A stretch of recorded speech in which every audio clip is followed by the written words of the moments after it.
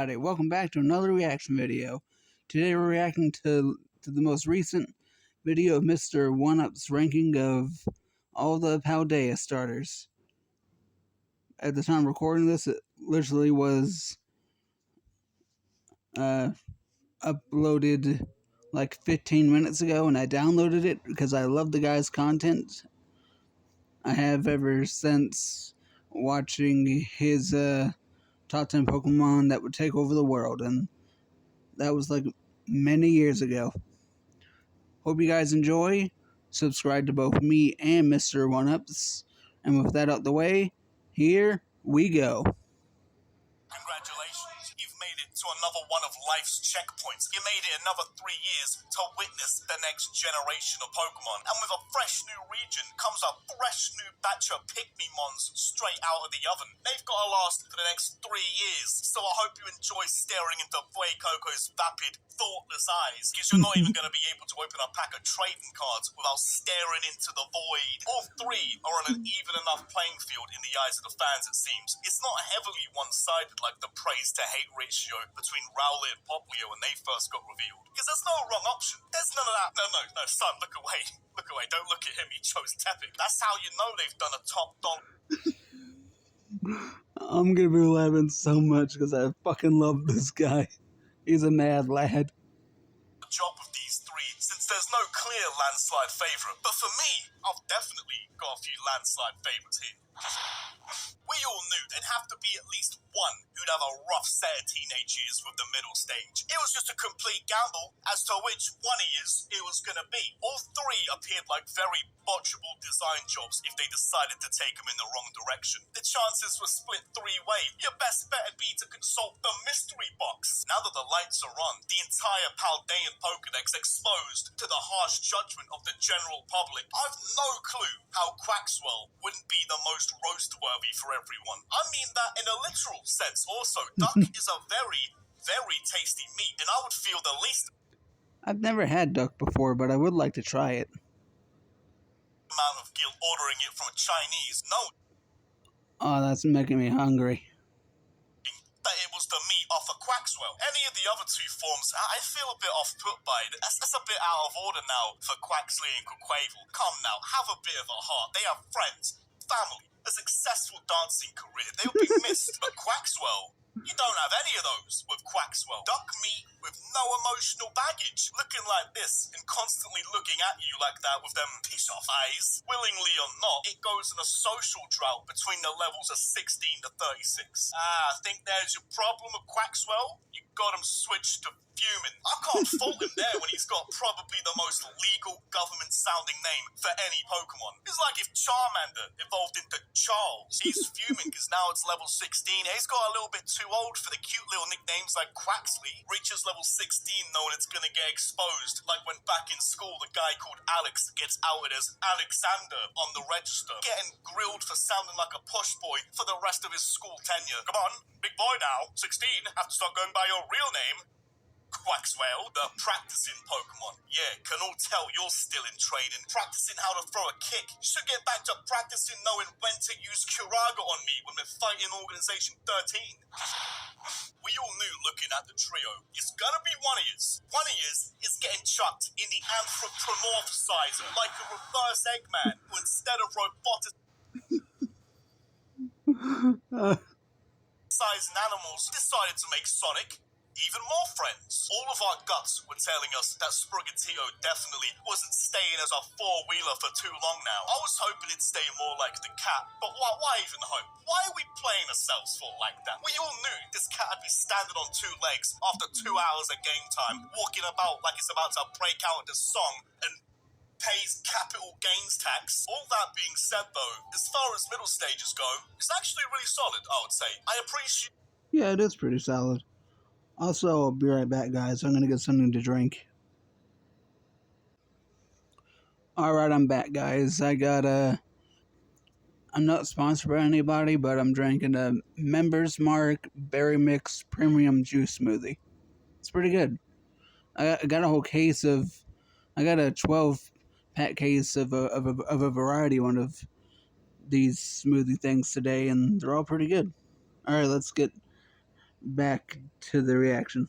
Them playing it safe for a middle stage. For a good half of them, it's as if they want you to on-site slot 20 rare candies straight down the walking urethra that is combusting. Florigato looks like the natural progression without having to consult the in-between frames to an anamorph cover. The standing up part, I think, is justified here for what it is, especially when it's potentially a wee bit Puss in Boots inspired. That just means we're one step closer to having a big, mean ogre in the Pokemon realm. A big, greasy ogre. You'd have one eye, and the kids could call him Hoju before immediately being scrammed, of course. Naturally, the ogre Pokemon would exist in the food chain to consume baby Pokemon. So I was on that majority side who wanted Sprigatito to go more feline, like a full-on tiger or a lynx. But I can't complain too much at the creativity of the Magician Masquerade Baller gimmick. The gap between how much I like the concept compared to the execution, it's not a huge gap. It's not an Inteleon spy concept compared to Inteleon's design situation. But it's definitely struggling with how good Paldea's 9 are, because when the rest are so good, it gives off that same indifferent energy as Delphox. It's like if Delphox were a version exclusive, this would be what you get in the other version. I just don't rate it as much as the others, which I think is fair. It's just one of them for me. I like all the starter evolutions in Paldea, especially Skeletors. That's definitely the best one this generation, without a doubt. But yeah, they're all good. I don't know, conceptually it's all great. Even in practice, I'd say it works well. Just one of them persistent magicians who always wants to show off tricks you've seen 100 times already, like, come on, pick a card, come on, you can trust me, any card, come on. Oh, Meowscrew, you do this one all the time. I know how it goes. Oh, I'm doing this is the last time I'm doing it, alright? But this better be you guessing the card I pull. Because I swear down, if it's another bomb, you're getting released. Again, I mean it this time. Get released. I'll turn this car around, you big cat. I like that Meowscarada uses magic and illusions as a form of combat, but what made me love this gimmick is if Meowscarada were just a complete hack at magic. Doesn't know how to do anything. He's just incredibly good at tricking you into thinking you're seeing a magic trick. He's like, look deep, deep into the mirror. What do you see? And then just gives you that Dr. Hibbert right hook. That's how it'd use Sucker Punch if it knows it. The recency bias is still going strong. But I think it's fair to say the entire evolution line for Sprigatito suffers from being thrown in a very stacked weight class. The fact that this isn't the landslide favourite from the core 3 just goes to show how stacked the lineup was for Gen 9. Because I guarantee, if you had one of these bad boys revealed back in any other modern generation, it'd have swept the popularity vote easily. Imagine how one-sided the plushie shelves would have been back in 2010 if you had Sprigatito shoulder to shoulder with Oshawott and Tepig. They'd be shipping all the other 2 plushies off to Africa like they lost a Super Bowl, having a cute, marketable design for the second most domesticated creature on the market is just a cheat code. It hits too close to home. You can't go wrong. It should be a fast track to popularity alone. Sprigatito may just be the most unevolved starter Pokemon going. People are going to want to keep it like this when you've designed the most house pet looking starter. Now I love my monsters, those beefy specimens, those with the bodily proportions of a fridge and the capability to clear out a fridge. But no matter how popular some of them may be, I know they can rarely compete in a popularity contest with your Eevees. Yet Fuecoco seems to be a bit of a fan favourite from what I can see. Oh, what can I say? People hunger for meat. At first, I thought very little of Quaxly. Just seemed like your standard duck. That's all it is. The best. I kind of did too, and I like the fan concept art of it becoming a sailor. I didn't know it was going to become a dancer, but that's a nice inspiration with the whole. I don't know the actual name of the type of dancer, but it's like those feather dancers. You guys know the one I'm talking about, or some of you do.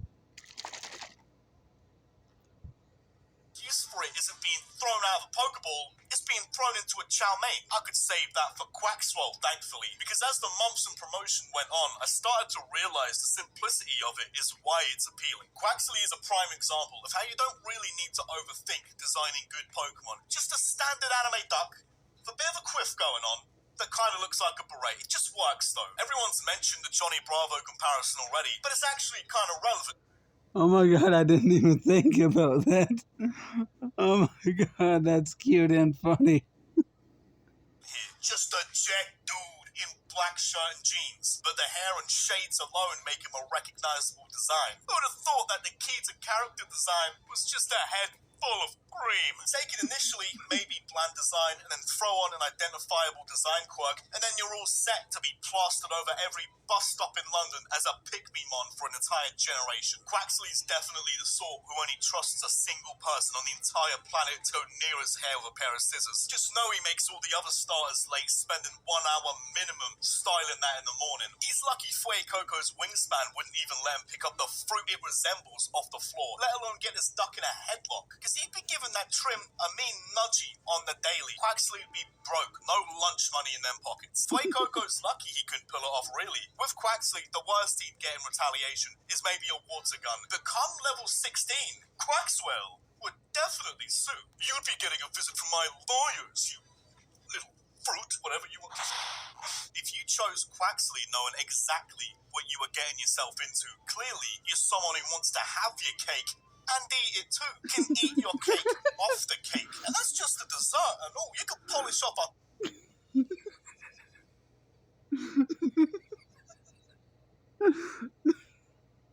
I'm so happy I did this. 3-course meal off that back off. People might think Buzzsaw and Machamp have backs wide enough to project the movie on. Quaquaval could mount a 52-inch OLED and leave enough space behind to set the Xbox up. Ironically enough, the one thing many people have wanted their favorite humanoid Pokemon to have an excess of, and even commission, I'm sure a lot of their net worth towards artists for, makes it look so much less human. Show me any human with a spine built like an acute angle who's still walking unassisted. All that dome it was charging up in the teenage years went straight to the hips. Animation bringing out a lot of the character here thanks to the third dimension. But boy, that thickness ain't too far off cracking into the fourth. It's refreshing to have more martial art Pokemon who look like they follow a daily skincare routine. No bricklayer callous hands for this one. Doesn't have to flex how hard it is to all the other macho fighting types, head-butting walls and drinking cement, just trying to impress all the other dudes. This got Quavel pretending for. Doesn't have to pretend. He knows he's the hardest one in the room, while also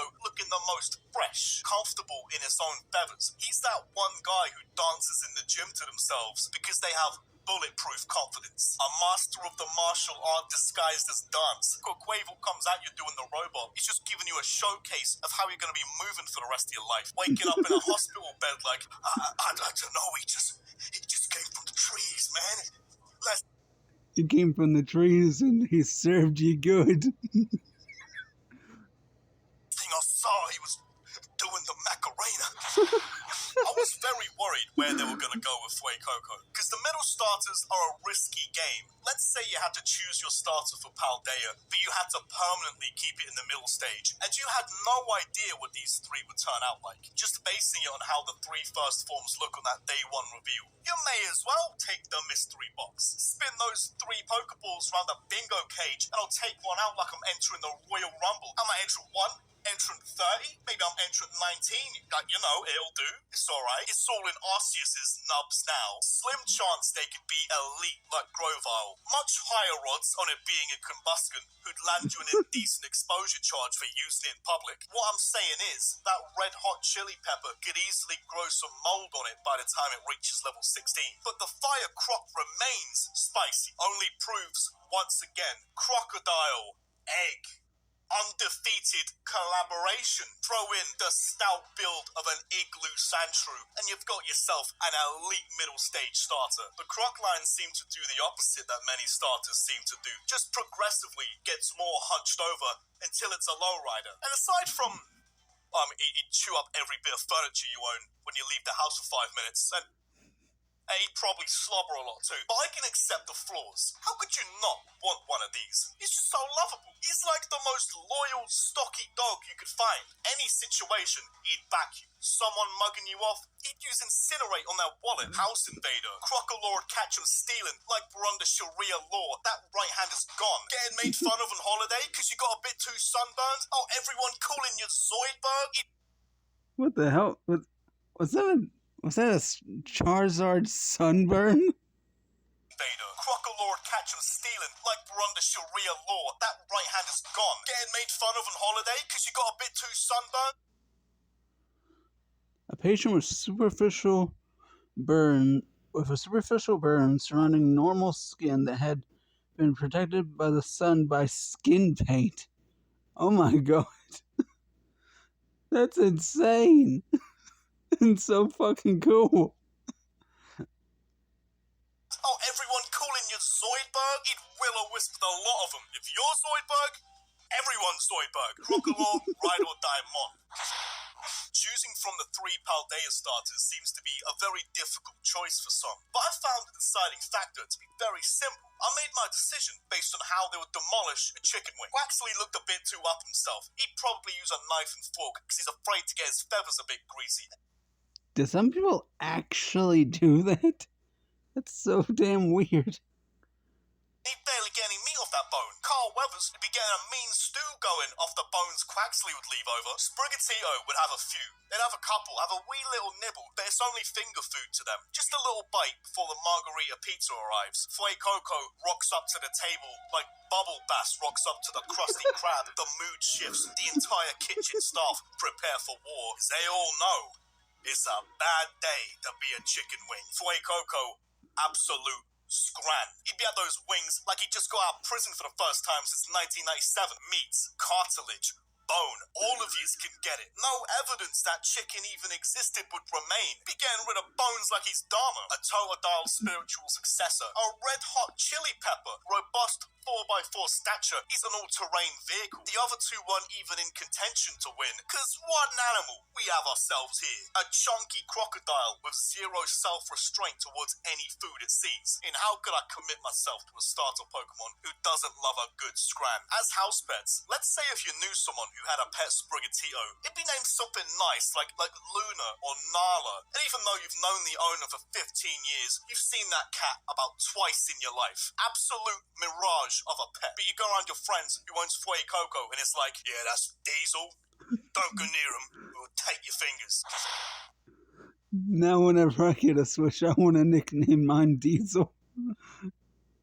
Because that just sounds like a nice nickname for that line.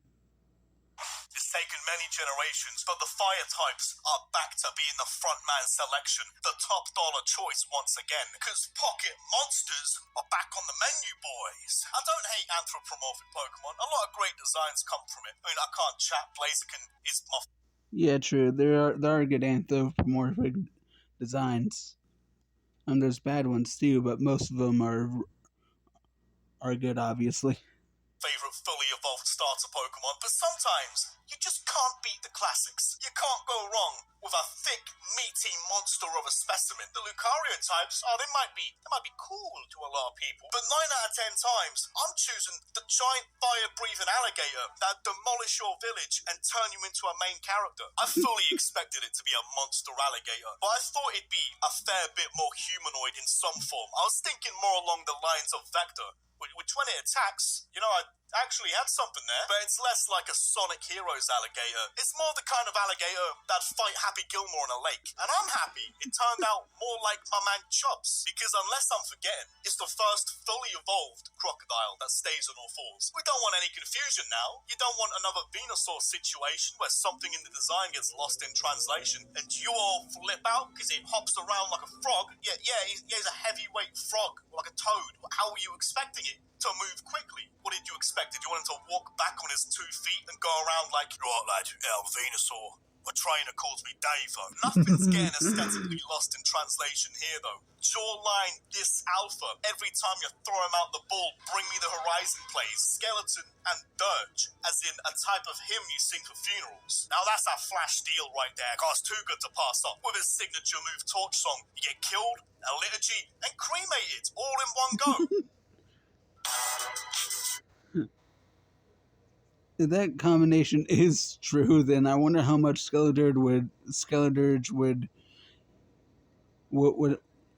I can't talk right. I wonder how much you would have to pay Skeledirge for that 3-in-1 combo. I'm pretty sure they would have deals set up. Alright everybody, that was the new reaction video. Hope you guys enjoyed. and I'll see you guys in the next video.